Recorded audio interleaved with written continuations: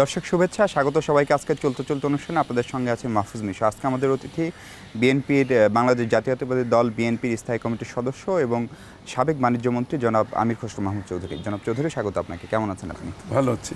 শুরুতে অভিনন্দন আপনাকে। বিএনপি তার যে নতুন কমিটি ঘোষণা করেছে সেখানে তার সর্বোচ্চ নীতি নির্ধারণী ফোরাম স্থায়ী কমিটিতে আপনি নতুন সদস্য হিসেবে অভিষিক্ত হয়েছেন। আপনাকে অভিনন্দন। এবং আমরা শুরু করতে চাই সেটা দিয়েই, এই নতুন দায়িত্ব এবং বিএনপির মতো একটি বড় দল যেখানে স্থায়ী কমিটি থেকে এই চূড়ান্ত সিদ্ধান্তগুলো নেওয়া হয়ে থাকে, এই জায়গায় আপনার আশাটাকে আপনি কিভাবে মূল্যায়ন করছেন বা আপনার প্রত্যাশাটা কি, স্বপ্নটা কি?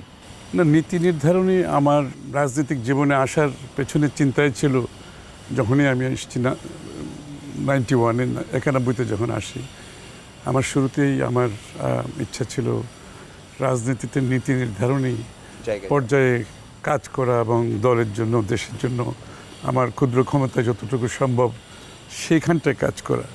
তো সেদিক থেকে আমি আনন্দিত দলের এই পর্যায়ে আমাকে স্থান দেওয়ার জন্য, এবং মাননীয় চেয়ারপারসনকে আমি ধন্যবাদ জানাচ্ছি। স্বভাবতই দিনের শেষে তো রাজনীতি যে নীতি নির্ধারণ যেখান থেকে করা হয়, জনগণের প্রত্যাশা কিন্তু পূরণের জায়গা হচ্ছে সেখান থেকে, আর বাকিটা হচ্ছে সেটা বাস্তবায়ন করা। তো সুতরাং আমি মনে করি এটা অত্যন্ত গুরুত্বপূর্ণ একটি জায়গা। এখান থেকে শুধু দলীয় সিদ্ধান্ত নয়, জাতীয় সিদ্ধান্ত কিন্তু এখান থেকে আসা সুযোগ আছে। আপনি অর্থনীতিটাও বোঝেন, ফলে বিশেষ কোনো স্পেসিফিক দায়িত্ব আপনি পেয়েছেন নাকি ওভারঅল? না, স্ট্যান্ডিং কমিটিতে তো বিশেষ দায়িত্বপ্রাপ্ত কেউই নেই, সবাই সার্বিক নীতি নির্ধারণী পর্যায়ে কাজ করে। তো সেখানে অবশ্য বিভিন্ন সদস্যদের বিভিন্ন জায়গায় তাদের একটা স্ট্রেংথ তো আছে সবাই। অনেকে সিনিয়র লয়ার আছে এবং পেশাজীবী আছে, বিভিন্ন পর্যায়ে আছে। আমার ক্ষেত্রে যেটা, আমি স্বাভাবিকভাবেই অর্থনৈতিক ক্ষেত্রে কাজ করেছি বিগত দিনে, এবং সেটার সাথে কিন্তু আন্তর্জাতিক সম্পর্কের একটা সংযোগ আছে, যোগসূত্র আছে। সুতরাং দুটো মিলিয়ে তো আমি চেষ্টা করব সেই পার্টিকুলার এরিয়াতে যদি কিছু করা সম্ভব হয় সেদিকটা অবশ্যই আমি চেষ্টা করব। অনেকেই বলছেন যে বিএনপি স্মরণকালের সবচেয়ে খারাপ সময় এখন পার করছে। দীর্ঘদিন ধরে দলটি ক্ষমতার বাইরে, দলের অনেক নেতাকর্মীর বিরুদ্ধে বিএনপি চেয়ারপারসন সহ অনেকগুলো মামলা চলমান, রাজপথ আন্দোলনের সুযোগ নাই বিএনপির দাবি অনুযায়ী, কারণ পুলিশি হয়রানি নানা রকম। এই বাস্তবতায় এই কমিটি আসলে দলে গতি আনতে পারবে বলে আপনি মনে করেন? আপনি দেখুন, এই কমিটির কিন্তু একটা বৈশিষ্ট্য আছে, এবং বাংলাদেশের রাজনীতিতে আমি মনে করি প্রথমবারের মতো একটি নতুনত্ব এসছে এই কমিটিতে। সেটা হচ্ছে 13% মহিলা নেতৃত্ব এখানে উঠে এসেছে। সেটা কিন্তু বাংলাদেশের কনটেক্সটে এটা কিন্তু একটা বড় অ্যাচিভমেন্ট আমি মনে করি। তরুণ নেতৃত্ব উঠে এসেছে একটা বড় পর্যায়ে, পেশাজীবীরা অনেকেই এই কমিটিতে এসছে, সংখ্যালঘুদের একটা সংখ্যা এখানে অনেক বেড়েছে, এবং সবচেয়ে বড় কথা হচ্ছে দলের যারা অবদান রেখেছেন, যারা ত্যাগ করেছেন, ত্যাগী নেতাকর্মীদের এখানে একটা অবস্থান হয়েছে। বিএনপি সংগঠন হিসেবে, দল হিসেবে বিএনপি এখন কেমন আছে, এই প্রশ্ন যদি করি সেটির উত্তর কী হবে? বিএনপি বাংলাদেশের সবচেয়ে জনপ্রিয় দল এবং জনগণের কাছে সবচেয়ে বেশি গ্রহণযোগ্য দল, এবং বিএনপির দেশ পরিচালনার ক্ষেত্রে বাংলাদেশ আজকে যেখানে এসছে, অর্থনৈতিকভাবে, রাজনৈতিকভাবে, যদিভাবে রাজনৈতিক দিক থেকে আমরা আবার পিছিয়ে পড়েছি, কিন্তু এগুলো তো বিএনপির সংস্কারের মাধ্যমে, বিএনপির দল হিসাবে যে সংস্কারগুলো এনেছে বাংলাদেশের রাজনীতিতে, অর্থনীতিতে, সেটারই সুফল কিন্তু এখনও চলছে। কিন্তু এই কমিটি নিয়ে অনেকের আবার অভিযোগও রয়েছে যে এই কমিটিতে আঞ্চলিক নানা রকম সংকট আছে। তারপরে হচ্ছে এই কমিটিতে অনেকেই বাদ পড়েছেন যারা দলের পরীক্ষিত বা ত্যাগী নেতাকর্মী। আপনার বিরুদ্ধে একটা অভিযোগ হচ্ছে যে আপনার চট্টগ্রামের রাজনীতিতেও স্বভাবতই বড় দল অনেক মানুষ ছিলেন, অনেকে বাদ পড়েছেন, তারা এটিকে বলছেন যে আপনারা অনেকে ম্যানিপুলেট করেছেন। এটা তাদের অভিযোগ, আপনি এটাকে কীভাবে খণ্ডন করবেন? আপনি দেখুন, রাজনীতি কেন কোনো সরকারি চাকরি নয়, কিন্তু রাজনীতি আমাকে ধরে নিতে হবে যে সরকারের চাকরিতে যেভাবে পদোন্নতি হয় ধাপে ধাপে ধাপে ধাপে, রাজনীতি কিন্তু সেরকম কোনো বিষয় নয়। এখানে হচ্ছে আপনার রাজনৈতিক মেধা, আপনার জনগণের কাছে গ্রহণযোগ্যতা, দলের প্রতি আপনার আনুগত্য এবং অবদান, এবং আপনার ব্যক্তিগতভাবে জনগণের কাছে গ্রহণযোগ্যতা, আপনার মেধা, এবং সব কিছু মিলিয়ে কিন্তু রাজনীতি। জনাব খসরু চৌধুরী, আমরা আপনার সঙ্গে আরও কথা বলবো, ছোট্ট একটা বিরতি নিতে চাই। দর্শক, ছোট্ট একটা বিরতি কথা বলবো বিএনপি জাতীয় স্থায়ী কমিটির সদস্য আমির খসরু মাহমুদ চৌধুরীর সঙ্গে। আমাদের সঙ্গে থাকবেন নিশ্চয়।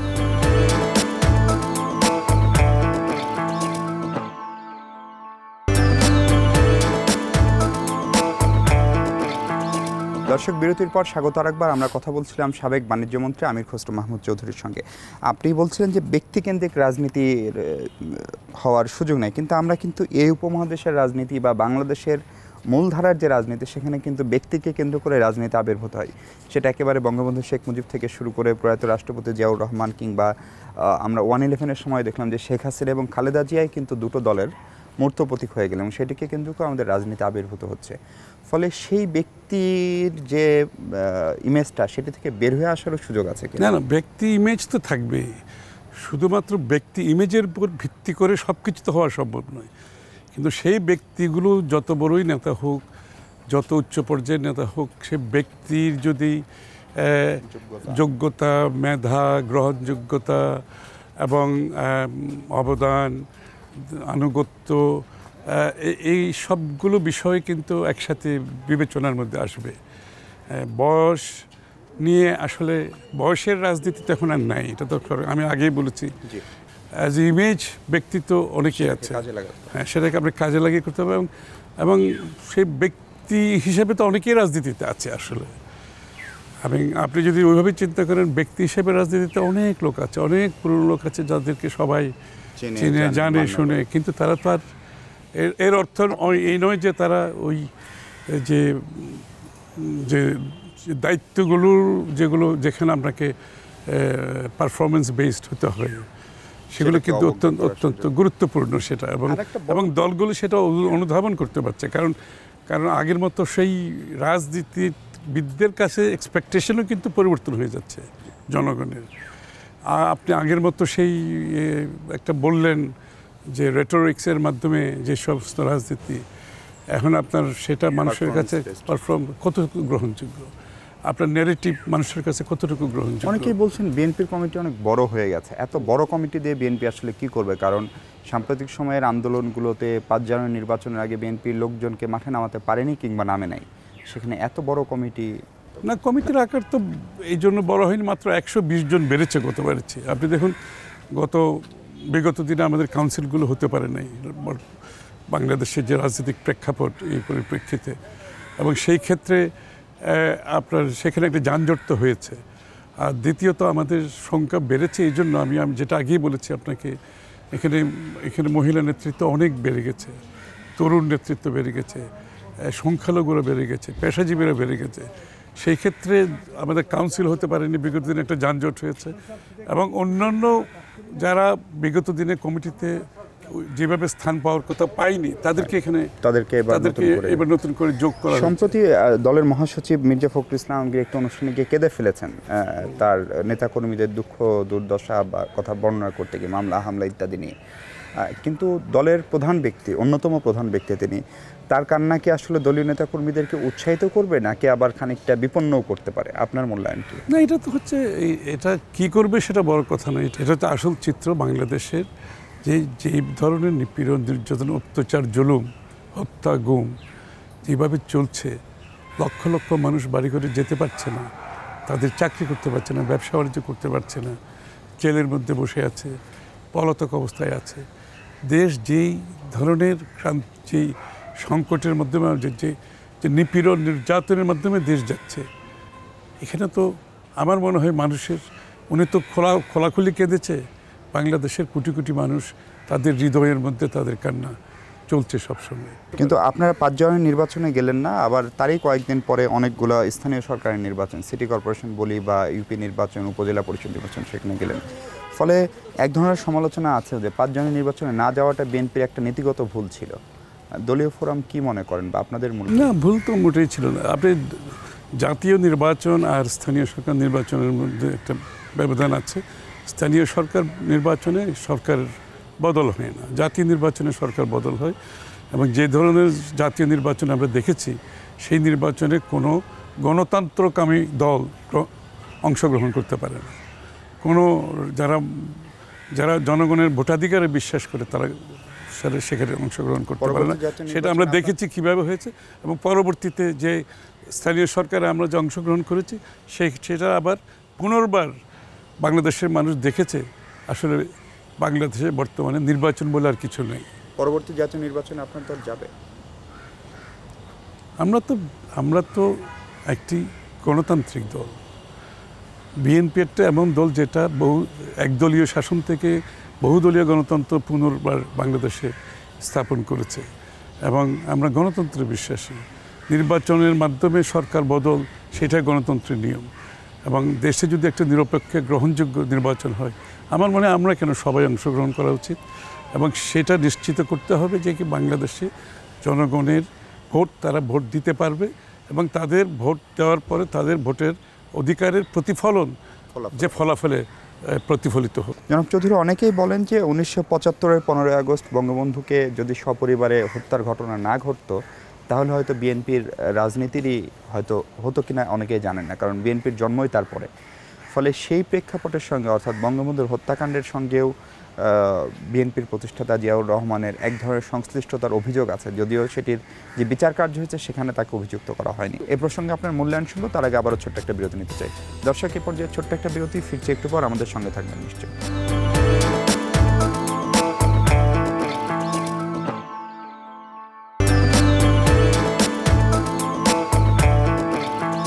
দর্শক স্বাগত আরেকবার বিরতির পর। আমরা কথা বলছিলাম আমির খসরু মাহমুদ চৌধুরীর সঙ্গে, যে আমরা অনেকেই বলছিলেন যে 1975-এর 15ই আগস্ট বঙ্গবন্ধুকে তার সপরিবারে যে নির্মম হত্যাযজ্ঞ, সেখান থেকেই বিএনপির রাজনীতির আসলে শুরু, এবং অনেকেই বলেন যে 15ই আগস্ট না হলে হয়তো বিএনপির জন্মই হতো না।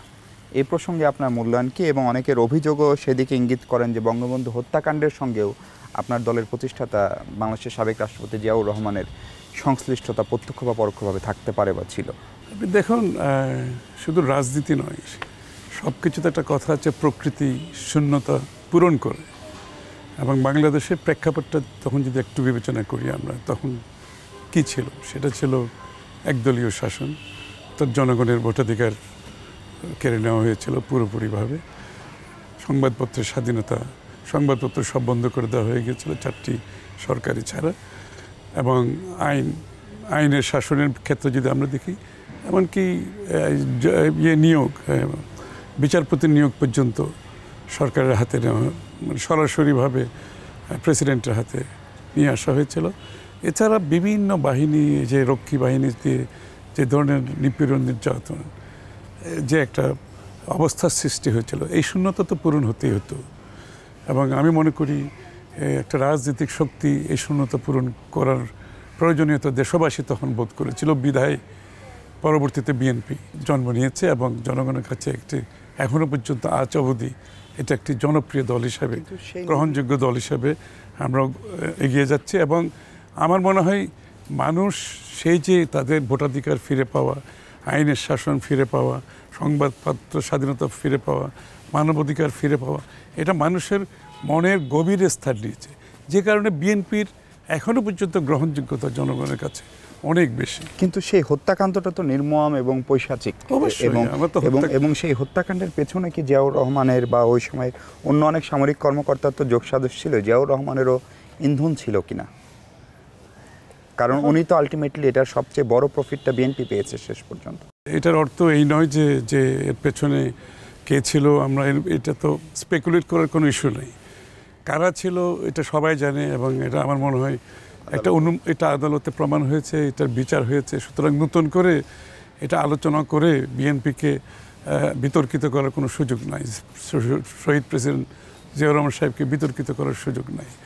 এখন তো বাংলাদেশে অনেক কিছু হচ্ছে, সুতরাং আমি সেই ব্যাপারে কোনো মতামত দিতে গেলে তো অনেক কথা বলতে হবে। কিন্তু কথা হচ্ছে, আপনি এই সব বিষয়ে যদি রাজনীতি করতে যান, শেষ পর্যন্ত এটা বুমেরাং হয়ে আপনাকে ক্ষতিগ্রস্ত করবে। যে এখন পর্যন্ত জঙ্গি হামলার সঙ্গে যাদের সম্পৃক্ততা, ইন্ধন, নানাভাবে প্রত্যক্ষ বা পরোক্ষ মদত দেওয়া, তার সঙ্গে একটি রাজনৈতিক দল খুবই প্রত্যক্ষভাবে জড়িত বলা যায়, সেই দলটি হচ্ছে জামাত ইসলামী। যুদ্ধাপরাধের অভিযোগ আছে দলটির বিরুদ্ধে, এবং তার একাধিক নেতার মৃত্যুদণ্ড কার্যকর হয়েছে, সেই বিচার প্রক্রিয়াটি চলছে। এবং বিএনপির সঙ্গে আপনাদের একটি রাজনৈতিক ঐক্য এখনও রয়েছে, আপনার দলের অনেক শুভাকাঙ্ক্ষী দলের একদম শীর্ষ পর্যায়ে আলোচনায় এসছে এবং বিএনপি চেয়ারপারসন যখন এই জঙ্গিবাদের বিরুদ্ধে জাতীয় ঐক্যের ডাক দিলেন, তিনি বিএনপি বারবারই স্পষ্ট করেছে এটা বিএনপির ডাক, এটা কোনোভাবেই তাদের যে রাজনৈতিক তার ডাক না। প্রশ্ন হলো এই জামাত ইসলামী বিএনপির জন্য এত অপরিহার্য কেন? যে কোনো রাজনৈতিক প্রেক্ষাপটে যে অ্যালায়েন্সগুলো হয়, আমাদের কিন্তু সবগুলো অ্যালায়েন্স কিন্তু রাজনৈতিক এবং আদর্শিক কিন্তু অ্যালায়েন্স হয় না। এটা অনেকটা আমাদের ওই যে সোসাইটাল একটা অ্যালায়েন্স। এগুলো হচ্ছে একটি কর্মসূচি ভিত্তিক এবং একটি দেশের একটি সার্বিক রাজনীতিক প্রেক্ষাপটে কিন্তু এটা হয়ে থাকে। এটা ট্যাকটিক্যাল, স্ট্র্যাটেজিক, ইলেকট্রাল যেখানে আপনি বলেন সেটা হয়ে থাকে। আওয়ামী লীগকে আমরা দেখেছি বিএনপির বিরুদ্ধে এই যে কেয়ারটেকার গভর্নমেন্টের দাবিতে তারা একসাথে বিএনপির বিরুদ্ধে আন্দোলন করেছে। সুতরাং আদর্শগত এখানে কোনো ব্যাপার নাই, কিন্তু আমি বলটা এখন আওয়ামী লীগের কোর্টে দিচ্ছি। আমি তাদের উত্তর চাচ্ছি এখান থেকে। তারা যদি মনে করে জামাতের আদর্শ নীতি বাংলাদেশের সংবিধানের সাথে সাংঘর্ষিক, দেয়ারফর আইনগত প্রশ্ন এখানে চলে আসে, তারা যদি সেটা মনে করে থাকে এবং তারা বলেছে কয়েকবার, তাহলে তারা ক্ষমতায়, বর্তমানে আওয়ামী লীগ ক্ষমতায় আছে, তাদের অবস্থান কি জাতির কাছে পরিষ্কার করতে হবে। তারা এই ব্যাপারে কি করতে যাচ্ছে জাতির কাছে পরিষ্কার করতে, তারা পরিষ্কার না করে এটাকে মূলধন করে রাজনীতি করছে। সুতরাং আমরা জানতে চাই তারা যে কথাগুলো বলেছে এই কথাগুলোর পরিপ্রেক্ষিতে সরকার হিসেবে তাদের অবস্থানটা কোথায়, সেই অবস্থান অবশ্যই তাদেরকে পরিষ্কার করতে হবে জামাতের ইস্যুতে। এবং জামাত যদি বৈধ হয়ে থাকে তো জামাতের সাথে কে রাজনীতি করবে, জামাত কার সাথে কে রাজনীতি করবে, বাংলাদেশের রাজনৈতিক প্রেক্ষাপটে কে কার সাথে কোয়ালিশন করবে, এটা তো প্রশ্নবিদ্ধ হওয়ার কোনো কারণ নেই। আর যদি প্রশ্নবিদ্ধ হয়ে থাকে, আমার প্রশ্ন হচ্ছে তারা তাদের অবস্থান পরিষ্কার করুক এবং পরিষ্কার করে সেটার উপরে তারা তাদের সিদ্ধান্ত বাস্তবায়ন করুক, সেটা আমরা চাই। সরকার তো বলছে যে তারা একটি বিচারিক প্রক্রিয়ার মধ্য দিয়ে যাচ্ছে এবং দল হিসেবে জামাতের বিচার করার জন্য আইন সংশোধন করা হয়েছে। আপনি বলছেন জামাত এখন আর রাজনীতিতে বিক্রয়যোগ্য পণ্য না। ভোটের যে সমীকরণ সেটাও বলে বিএনপির সঙ্গে অ্যালায়েন্স করা ছাড়া জামাত কখনো 3 থেকে 4% বেশি ভোট পায়নি, ফলে ভোটের রাজনীতিতে তারা খুব গুরুত্ব বহন করে না। প্রশ্ন হচ্ছে যে বিএনপি, আপনি বলছেন তরুণদেরকে সমর্থন দেয়, জিয়াউর রহমান মুক্তিযুদ্ধ করেছেন, এরকম একটি দলকে জামাতের এই বার্ডেনটা কেন তারা বহন করছে? মানে জামাত কি খুব অপরিহার্য? আপনি যদি না, জামাতকে তো আমরা মোটেই বহন করি, আমাদের 20 দলীয় ঐক্য, এটাতে জামাত ইসলাম আর বিএনপির কোনো ঐক্য না, এটা 20 দলীয় ঐক্য এবং 20 দলীয় জোট, ঐক্য না, ইটস এ জোট। আমার কার প্রয়োজনীয়তা আছে কার প্রয়োজনীয়তা নাই সেই সিদ্ধান্ত বিএনপি নেবে। শেষ সময় বিএনপির রাজনীতির একটা বড় অংশ জুড়ে এক সময় অন্তত পলিটিক্যাল রেটরিকে ভারত বিরোধিতা ছিল, যে জায়গাটা থেকে বিএনপি অনেকখানি সরে এসেছিল বলে মনে হচ্ছিল। আবার রামপাল বিদ্যুৎ কেন্দ্র নির্মাণ নিয়ে বিএনপি চেয়ারপারসন তীব্রভাবেই সেটির আপত্তি করেছেন, এমনকি সেই প্রকল্প থেকে সরকারকে সরে আসার উনি আহ্বান জানিয়েছেন। এটি কি বিএনপির আসলে সুন্দরবন কেন্দ্রিক স্ট্যান্ড, নাকি এটি ভারত বিরোধিতার যে আগের স্ট্যান্ড ছিল সেই স্ট্যান্ডে বিএনপি আবার ব্যাক করলো? এটা বাংলাদেশের পক্ষে স্ট্যান্ড, এটা কারো বিপক্ষে নয়, এটা বাংলাদেশের পক্ষে স্ট্যান্ড, যেটা বিএনপি সবসময় করে আসছে। এখন দেশের জন্য স্ট্যান্ড নিতে গিয়ে যদি কেউ মনে করে তাদের বিরোধিতা করছে, সেটা আমার মনে হয় ভুল ধারণা। এটা একটা ওয়ার্ল্ড হেরিটেজ সাইট এবং এটা বিশ্বের অন্যতম ম্যানগ্রোভ ফরেস্ট। এখানে যে জীব বৈচিত্র্য আছে, এখানে এর মাধ্যমে যে আমাদের যে পরিবেশের উপর যে প্রভাব শুধু সুন্দরবন এলাকার সমস্ত বাংলাদেশে এবং আমাদের সমুদ্র অঞ্চলে কোস্টাল বেল্টে মানুষের জীবন জীবিকা, জীব বৈচিত্র্য, পরিবেশের উপর সার্বিক যে ভারসাম্যের উপর এটার যে প্রভাব, এটা আমাদের জন্য এটা অনেক বড় সম্পদ। যে কোনো উন্নয়ন তো আপনি সাস্টেনেবল হতে হবে। আমরা উন্নয়নের কথা বলে জনগণের ভোট কেড়ে নিয়ে নেব, উন্নয়নের কথা বলে পরিবেশ ধ্বংস করে দেব, উন্নয়নের কথা বলে মানুষের জীবনের নিরাপত্তা হারিয়ে ফেলবে, আইনের শাসন থাকবে না, তো সেই উন্নয়ন তো কেউ চায় না। আর সেই উন্নয়নেই বা কতটুকু উন্নয়ন, সেটাও তো প্রশ্নবিদ্ধ। আরেকটা কিন্তু আমরা দেখছি যে এই উপমহাদেশের রাজনীতিতে ভারত নিঃসন্দেহে একটা বড় ফ্যাক্টর এবং বিশেষ করে 5 জানুয়ারি নির্বাচনের পরে বেশিরভাগ বড় শক্তি, পশ্চিমা শক্তি, সেই নির্বাচনকে পর্যবেক্ষণেও তারা আসে না, সেই নির্বাচন নিয়ে তাদের প্রশ্নও ছিল, কিন্তু তারপরেও সেই নির্বাচন নিয়ে চূড়ান্তভাবে যে বিরোধী যায় সেটি তারা করেনি। অনেকে বলেন যে বিএনপির যে কূটনৈতিক উইং সেটি ভয়ঙ্কর রকমের দুর্বল, বিশেষ করে ভারত বা মার্কিন যুক্তরাষ্ট্রের মতো প্রভাবশালী দেশগুলো তাদের পাশে নেই। ফলে আপনারা কি আসলে আন্তর্জাতিকভাবে বিএনপি খুব একা হয়ে পড়েছে নানা কারণে? মোটেই নেই। বাংলাদেশের বর্তমান যে প্রেক্ষাপট, এই নির্বাচন যে ফ্লড নির্বাচন, প্রত্যেকটি গণতান্ত্রিক দেশ থেকে একথা বলা হয়েছে, এখনও বলা হচ্ছে পুনর্নির্বাচনের কথাও বলা হচ্ছে। এই ক্ষেত্রে ভারতের অবস্থান নেওয়া উচিত আমি মনে করি, কারণ ভারত বিশ্বের সবচেয়ে বড় গণতান্ত্রিক দেশ, আমাদের প্রতিবেশী। যে বিশ্বের সমস্ত গণতান্ত্রিকামী দেশগুলো যে অবস্থান নিয়েছে বাংলাদেশের নির্বাচনের উপর, মানবাধিকারের উপরে, তারপরে আপনার আইনের শাসনের উপরে, বিভিন্ন দেশের আপনি দেখবেন পার্লামেন্টগুলোতে এগুলো আলোচিত হচ্ছে। বাংলাদেশ সরকারকে বলা হচ্ছে, ইউএন থেকে বলা হচ্ছে, রাইটস বডিগুলো কথা বলছে। কিন্তু এই ক্ষেত্রে আমি মনে করি ভারতের যে নৈতিক অবস্থান, প্রিন্সিপাল পজিশন যেটা, সেটা নেওয়া উচিত। আমি মনে করি বাংলাদেশের মানুষ এটা প্রত্যাশা করে। এটা ভারত বিরোধিতার কোনো ব্যাপার নয়। ভারত আমাদের প্রতিবেশী, আমাদের ভারতকে নিয়ে চলতে হবে। আমাদের উন্নয়ন প্রক্রিয়াতে এই অঞ্চলের উন্নয়ন সবাইকে নিয়ে আমাদের চলতে হবে। এটা অত্যন্ত গুরুত্বপূর্ণ এবং স্বভাবত বাংলাদেশের মানুষ প্রত্যাশা করে সমস্ত গণতান্ত্রিককামী যে দেশগুলো আছে সবাই বাংলাদেশের নির্বাচনের উপর অবস্থান নিয়েছে, মানবাধিকারের উপর অবস্থান নিয়েছে, আইনের শাসনের উপর অবস্থান নিয়েছে, জীবনের নিরাপত্তার উপর অবস্থান নিয়েছে। সেক্ষেত্রে আমরা মনে করি ভারত এগিয়ে আসা উচিত এই ব্যাপারে। আর একটা প্রশ্ন যেটা খুবই জরুরি প্রশ্ন, সেটা হচ্ছে যে এই যে পুরো প্রক্রিয়াটার সঙ্গে বিএনপির কমিটি গঠনের পরে আপনাদের দলের একজন শুভাকাঙ্ক্ষী এবং মুক্তিযোদ্ধা ডাক্তার জাফরুল্লাহ চৌধুরী বিভিন্ন সময় উনি চেয়ারপারসনকে একটা চিঠিও লিখেছেন এবং তার আগেও বিভিন্ন অনুষ্ঠানে উনি বলেছেন যে বেগম জিয়া বা এই কমিটি যাই করুক, হাতে 9 থেকে 10 মাসের মতো সময় আছে। এবং উনি সেটি মিন করেছেন যে খালেদা জিয়ার বিরুদ্ধে অনেকগুলো মামলা চলমান, যে মামলাগুলো রায় হয়তো এই সময়ের ভিতরে হয়ে যেতে পারে বলে তার মূল্যায়ন। ফলে এই 9-10 মাসের ভিতরে বিএনপির নতুন কমিটিকে যা করার করতে হবে। তার এই বক্তব্যকে আপনারা কীভাবে মূল্যায়ন করেন, দল কীভাবে মূল্যায়ন করে? না, ঠিক আছে, আমি যেটা বলছি, বিএনপি একটি গণতান্ত্রিক দল, গণতান্ত্রিক প্রক্রিয়ায় বিশ্বাস করে। যে কোনো ধরনের মন্তব্য, সমালোচনা, পরামর্শ আমি মনে করি স্বাগত জানানো উচিত এবং এটার উপর আলোচনা করা উচিত। তবে এই কাউকে জেলে পুরে মিথ্যা মামলা দিয়ে কেউ ক্ষমতায় টিকে থাকবে, সেটা কোনোদিন সম্ভব হয়নি বিগত দিনের, সামনেও হবে না। বরঞ্চ এটা বুমেরাং হয়ে আমরা দেখেছি বারবার। নিপীড়ন, নির্যাতন, হত্যা, গুম, মিথ্যা মামলা, জেল, এগুলোর পরিপ্রেক্ষিতে যারা করে তারা কিন্তু রাজনৈতিকভাবে পিছিয়ে পড়ে। তার মানে ডাক্তার জাফরুল্লাহর আশঙ্কার সঙ্গে আপনিও খানিকটা একমত? না, সেটা তারা কি করবে সেটা তো ওরা সরকার বলতে পারবে, সেটা আমার জানা নেই। তবে আমি যেটা বলতে যাচ্ছি সেটা হচ্ছে, যদি সেই প্রক্রিয়া অব্যাহত রাখে, যে প্রক্রিয়া এখন দেশে চলছে, অব্যাহত থাকলে এটা বুমেরাং হবে এবং যারা এই সমস্ত প্রক্রিয়ার মাধ্যমে ক্ষমতায় টিকে থাকতে চায় তারা সবচেয়ে বেশি ক্ষতিগ্রস্ত হয়। এটা তাদের প্রতি বুমেরাং হয়। জি, আমার একদম শেষ প্রশ্ন, সেটা হচ্ছে তারেক রহমান বিএনপির অন্যতম নীতি নির্ধারক এবং বিএনপির ভবিষ্যৎ কাণ্ডারি। উনি দীর্ঘদিন থেকে দেশের বাইরে একাধিক মামলার কারণে চিকিৎসাধীন।